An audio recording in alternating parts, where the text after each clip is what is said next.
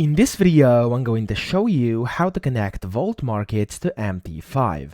Now, the first thing you have to do, of course, you have to create an account on Vault Markets, and in there you want to create an account for which you get the credentials to then sign in to MT5.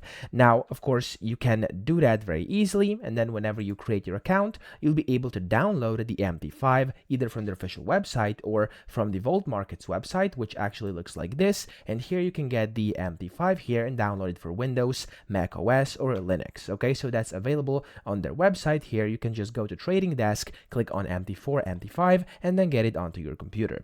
Once you have your account credentials, which usually you will receive to your email upon the creation of your account, you can then go ahead, open it up, click on File, top left, and click on Open an Account over here.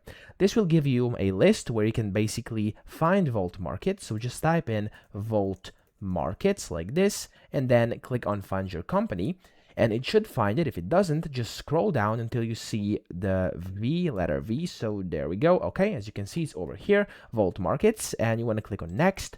Press continue with an existing trade account, type in your login, which usually is just a long number, type in the password you were given, and then here also select if it's a live or demo account. Of course, right now for me it's a live account because demo accounts aren't actually possible with Vault Markets right now. So just click on finish when you're done, and then you'll be signed in and you can start using Vault Markets on MT5. So that's how to do it. I hope this video helped you out. If it did, please subscribe to the channel and help me out as well.